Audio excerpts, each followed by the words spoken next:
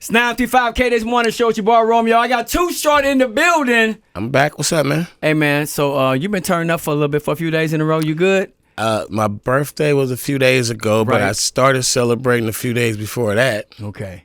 And now it's a few days after. I'm still going, but I'm not going too hard, but I'm going. Okay. Well, as long as you're going, that's what we love, man. Yeah, and speaking of going, I mean, your career's been going for decades now, and you're talking about the new project. We're going to get to all of them. I want to tap into the music side first. So, obviously, I want to ask you this right off the bat. When you first did your first album back in the day, what was the drive and motivation to do music then? Well, you know, the motivation was always rock the crowd. Right. That was like top of the list. Then, you know, you go down the list, it was, you know, rock the crowd, hear yourself on the radio, kind of, you know, go on tour or something, just whatever, like rap out of town. It was always something that was related to give me a crowd, or let me hear people loving my music. You know, somebody ride by in the car listening to it. It didn't have anything to do with like I want to get rich or I want to be famous. It was literally just it was young hip hop. It was about like just showing off and being, you know, accepted for your talents. Like you bust a dance move and you win the contest, or you know what I'm saying, or you're a DJ and you got the crowd rocking. It was always just the satisfaction of I'm going to rock the party.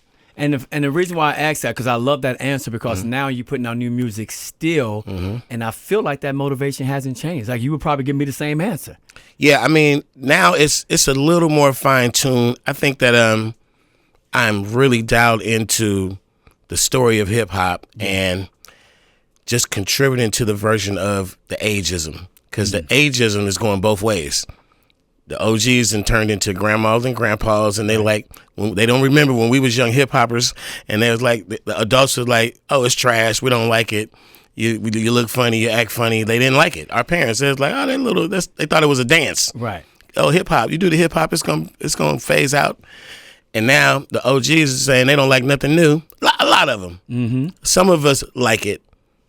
A lot of us don't, and they voice it a lot. I hear the voices disapproval of what the young homies do, the way they look and the way they sound and what they're doing with hip hop. But they're getting money. Yeah, they are. You can't deny that. And then the reverse ageism is the youngsters. Like, man, get y'all old asses out the way. Get up out of here with all that. You look corny on the gram, OG. You know, all that stuff. So I'm trying to add to the story of you don't age out. You don't expire unless you want to. Yeah. And you can make good music and you can still get money well into your 50s. We're on that. I think we're going to turn the corner real soon. I know my man Ice-T is still on stages representing hip-hop in his 60s. Yeah. There are a few that already crossed that. I'm 1 year away. I just hit 59, so I'm like, I'm gearing myself up to be a relevant 60-something-year-old rapper. When I get on stage, I don't care if it's 5,000 or 50,000. The crowd is going to go wild. And it's just, that's the story of hip hop that hasn't been written. So that's my new motivation, is just to keep going. Like I see other cats that don't sit down. KRS-One, he won't sit down. He will not. Fat Joe won't sit down. E40 won't sit down. You know, it's a lot of people that have taken their hip hop wisdom and made it a career, not just in front of the camera or on the mic, but they just eating off hip hop forever, doing whatever they do in it. It's a big business. So whether it's you on the fashion aspect of it, because the whole world is influenced by, you know, American hip hop. Definitely. Culture, just the whole world is loving it. Yeah. So I'm just saying, there's a lot of ways to make money, and I think that there's a notion. It was the same thing when I turned 30. Yeah. They're like, you an old ass rapper. That was back in '96. I turned 30. They like, you an old ass rapper. Give it up. So it's been that way, man. We broke the 30s down. Yeah. We broke the 40s down. Now we're breaking the 50s down. We're gonna see who's gonna be the first old nigga in a wheelchair rolled out on stage and the crowd go, ah! Who's gonna do it? I'm pushing for it. Well, there's two things that I look at when you talk about that. The fact is, I think of like rock stars, Aerosmith and all them cats. Yeah. In their 70s out there still getting the bag. Yeah, man, Arenas. Get some fucking hair dye. Come on. You ain't got to worry about that too, sure. Keep it going.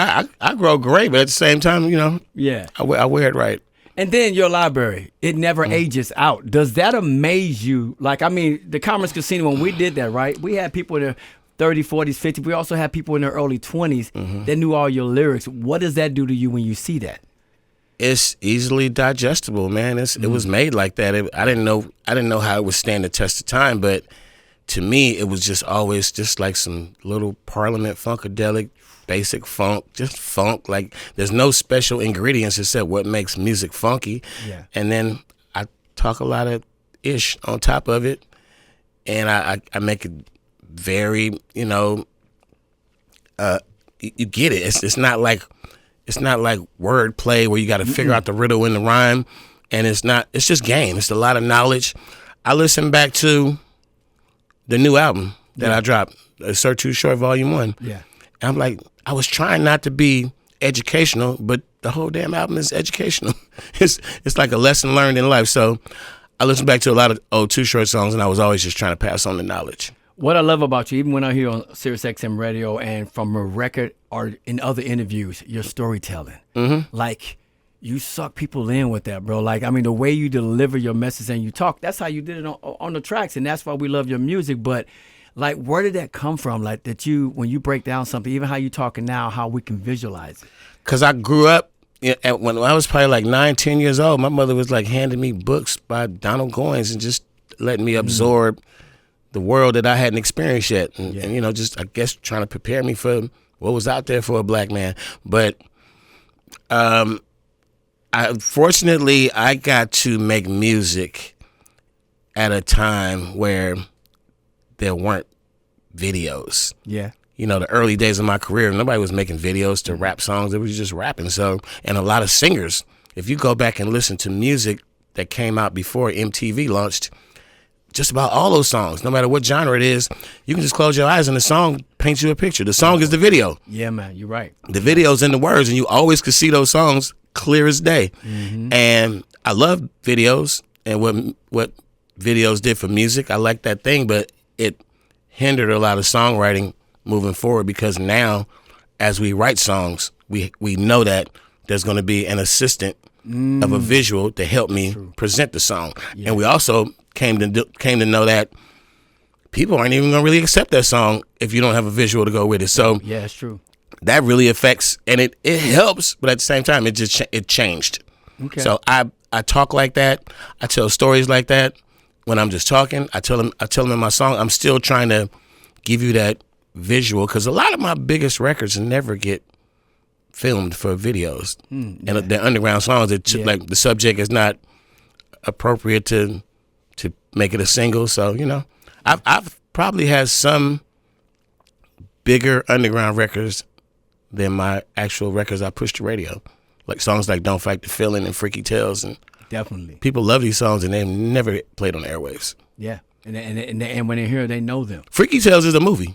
Come on, Doc. Well, we gotta talk about that too. You know what I'm saying? No, not the movie Freaky Tales. But I'm saying the song Freaky Tales. The movie Freaky Tales is a movie. Yeah. No, it really, within itself. Trust me. People thought it was gonna be this freaky movie about my life.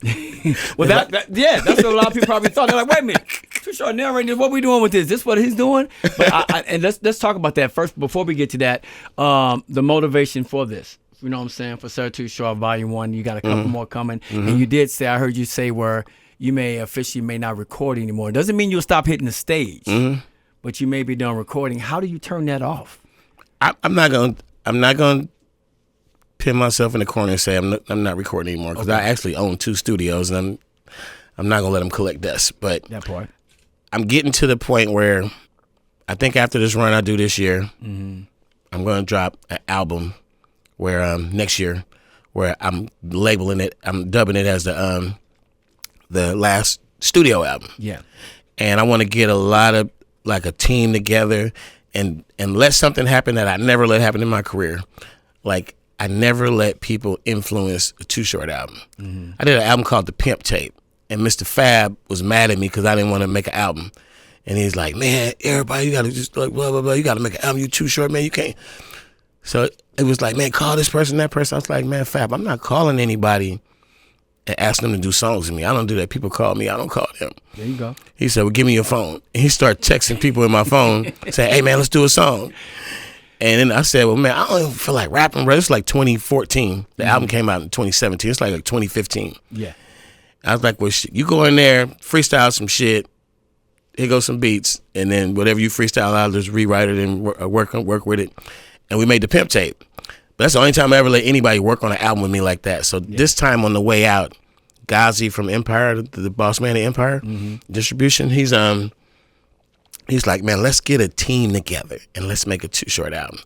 And I just feel like the team, or do they know funky music like me? Right. You know, do they know how to spit game? Like, who's the team? So I'm curious to see what would happen if you gathered your Frankenstein builders, because they build some really good artists out there. Yeah. That's what they do. They get in there writing teams and shit, and they put people together. They manufacture. So I'm like, man, I did enough. I'm cool. Y'all want to do a little Too Short Frankenstein album? I'm down with it. Okay. But I'm telling you that it's going to be a good project, because wherever they lack what I need, I'm going to make it happen. Push me in the right direction. I can, you know. Yeah. I'm going to end up Frankenstein in the Frankensteins. That's what's going to happen. Well, look, like I said, you're going to make sure that shit goes the right way. But I'm not going to stop rapping. Not going to stop doing shows. Not going to stop doing features if somebody call me. Okay. I'm not going to stop even maybe dropping singles and stuff. I think it's a better space for me when I get to that level. Is probably just drop a song, see how it works. Don't try to, you know, Grandpa dropped another album. You know, Papa, you got another one. You have the luxury of doing that, and that's what I love, man, because you've earned that. You've earned those stripes. You earned that right. So salute to you on that. Now you said Grandpa, I heard that, but being a dad, I know Malachi, my son's 12 years old. I know what it did for me. I think it kind of saved my life in a way. And when I heard you kind of say something similar to that, I'm like, I can truly relate to that.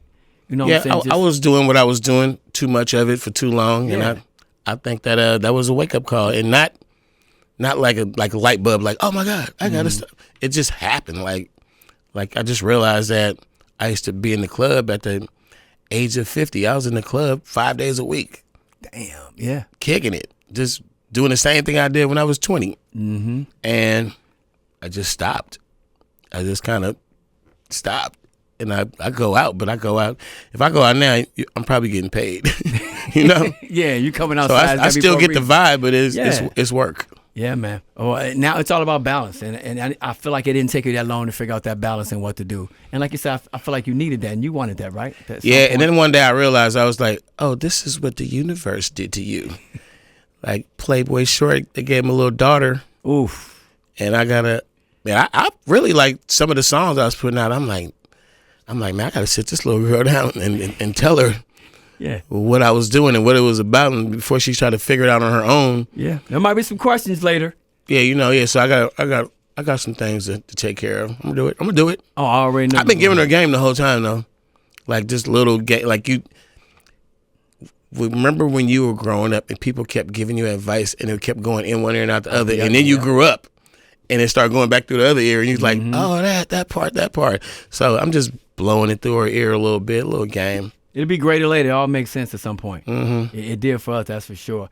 I wanted to ask you a question, man, because I lost my mom probably about a year ago. And, you know, a lot of people were reaching out to me on social media about that.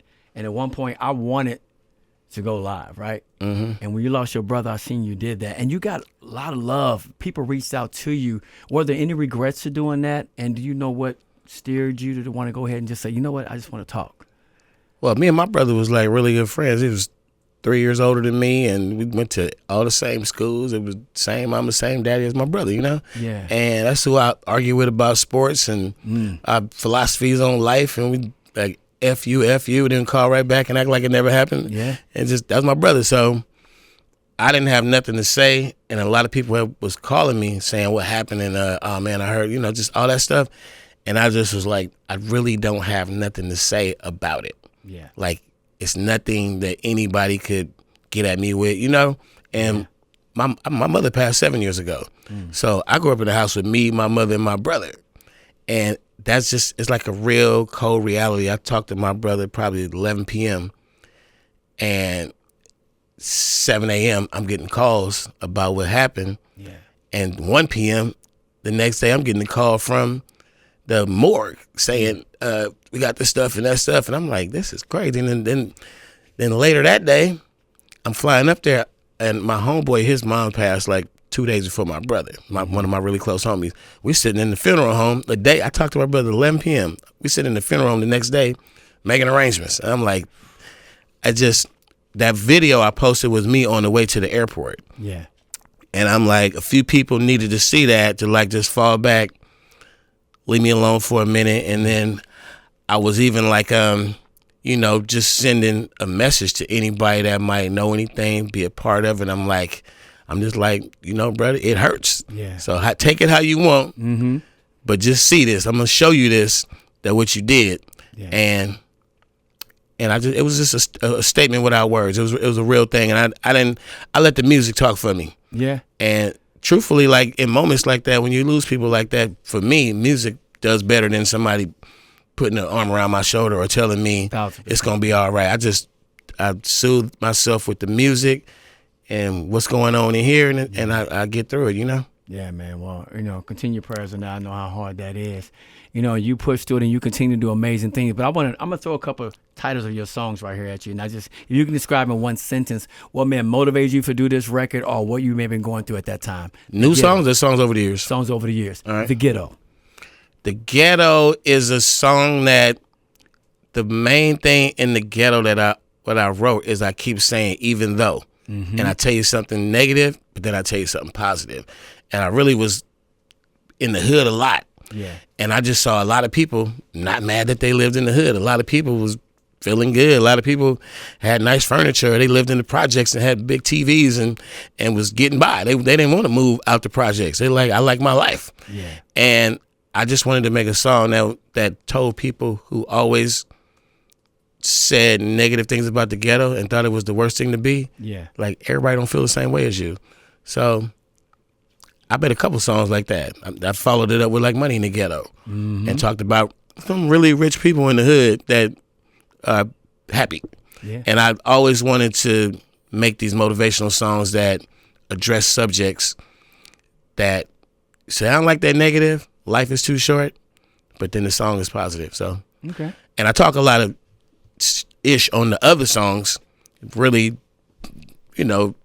degrading things and all kind of stuff. So throughout my whole career, I had to do a balance. Yeah. And The Ghetto was those anchor songs that allowed me to make Freaky Tales and Dope Fiend beat. That's true. Yeah. Blow the Whistle. I mean, that record, it's like it's brand new every time people hear it. Yeah, a lot of people don't even know what the song is about. The song is a gesture for doing things that you shouldn't be doing, like overdoing it, like too much drugs, too much turning up, whatever. And it's like, or just doing goofy stuff. And it's like, I'm saying you trying to be like people like me, and it ain't working for you. And if you was making a bad play in the game, the ref would throw the flag, blow the whistle, call a foul. Yeah. And it's like a little bit of sports references. There's some mathematics in there and stuff. And it's just saying, don't do too much, because we're going to blow the whistle if you're doing the wrong thing. Yeah. Okay. That's what the song's about. Right. And if you go back and listen to it really closely, like, he is really like telling one of those stories again. Yeah. But it's so easy to get caught up in my favorite word and moving on from there, you know what I'm saying? But the fact that you broke it down like that, I love that, man. Yeah, first verse, second verse, and the third verse talk about, like, you're trying to do too much in life. You need to just get in where you fit in, not stop trying to be a pimp like me. You hear that, KD Nation? You can't be that. You can't be that. All right, let's talk about the new single. The motivation behind that one. The Still Mackin'? Yes, sir. I mean, it's self-explanatory. Oh, the title does. I mean, if you know, you know, right? Yeah. So it's I got a visit from Felly Fel. Okay. And I'm gonna give you a whole lot of game forward, because this is K-Day. The last album is probably gonna be called, it's 99.9% sure it's gonna be called Born to Mac 2. And if you look at the album cover on Born to Mac, there's a black Cadillac and a fully white background. The car has white seats. Somewhere in people's mind, a lot of people have come to me and said, man, that first album, that Born to Mac with the white Cadillac, the Cadillac wasn't white, it was black. So then I took the same Cadillac, because I bought it like that from the homie. Right. And it wasn't even my car on the day of Born to Mac. We shot, when you did the album cover shoot, it wasn't my car. I had to buy it because, I had to buy it. I had to pull up in that car, and people say, oh, that is his car. And I'm like, oh, he was sitting in the next nigga's car, So I bought the car, and then I painted it burgundy, new seats, burgundy, new top, burgundy. You see it in I'm a Player video. You'll see it in the Cocktails video. Same Cadillac. So Felly Fel pulled up, and he was like, man, Born to Mac 2, you got to like just reverse the album cover and put the white Cadillac on with the black background. and we did a little mock-ups and stuff. I was like, it's a good idea, but I was already recording Sir Too Short. Yeah. And it was already in the mindset it was going to be a double album or something, and we revised it and said it's going to be a triple release, 3 albums in a row. So in the process of the motivation from Felly, I was like, I'm actually going to build the Cadillac. Oh. So if you've been looking at my social media, look it up. The Cadillac's on there. I went and had it built. The one we talked about, the white seats, white top, white Cadillac. Went and had some guys in Alabama, Spokes and Vogues. They put it together for me. Yeah. They built some cars for Snoop and Big Crit and other people, but they put it together right. So right now I'm introducing you to the Cadillac, bringing it back. Too Short, I'm still macking, and I'm just setting you up for the final album. This is just a path. This is 4 projects, and I just want you to say, that's some fake ass shit you put out. I dare you to say that. Like, I dare you to really honestly listen to it and go, damn, Short, that was fake. You shouldn't have did all that. Because it's going to be some really good music. Oh, I know and it is. We're doing it for hip hop. I'm telling you, we're doing this for hip hop. Definitely doing it for hip hop, man. Of course, Novo is coming up, I believe, on June 19th. Yeah. You, Scarface, Quick. I was just hanging out with Quick at the Garden Amp last Friday, and I think you're going to be at that spot coming up, too. What's so magical about those 3 on the lineup? Well, at first I didn't think I was supposed to say it. I did like an interview, and they was mad at me I didn't say it. What? What the show really is. Because, I'm like, yeah, we're going to do a show, blah, blah, blah. It's going to be us on the lineup, other people. But it's a show we're doing together. Right. And it's not like Mount Westmore. Mount Westmore, we put this big production on where we were taking turns doing songs, did a couple songs together, and we presented ourselves as a group. Me, Quick, and Face are just 3 rappers who really are into like musicians, instruments. Yeah. All our music is like layered with like just little funky beats and guitar players and stuff. So each of us does our own show with our own band. I probably do, I don't know, man, 3-4 shows a year. Yeah. If that, like maybe 3 a year with the band. And I just take it to certain places and do it. Scarface went on tour with his band. Quick brings his band with him a lot. Yeah, he does. Yeah, so we decided to do a full show with a band, and we're gonna get up there. I don't know what the playlist is gonna be. I just know we all gonna be on stage doing each other's songs, whatever. Everybody can play like a few little instruments and stuff, so we might even actually get on the keyboards and the drums. They don't tell them what's gonna happen. Yeah, but that's the best it's gonna be a live band. Love that. Doing Scarface hits, DJ Quick hits, and Too Short hits, all in probably like a 2-3 hour set. I don't know. And there's no opening. Like you said, y'all be at the same time. So you may do 2 songs. Quick may jump into 2, then Face. Man. And then they're so talented, man. Like, we already like arguing about what it's going to be, in the rehearsal, like what's it going to be? Because everybody got a style. Yeah. But that's a good argument because you are arguing with, 3 music making MFs, and nobody's going to lose the argument. No, nobody's going to win. Win-win for everybody. Yeah, exactly. So you mentioned Mount Rushmore, so let's talk about this, all right? Because a lot of people been playing with it with producers and everything all over social media.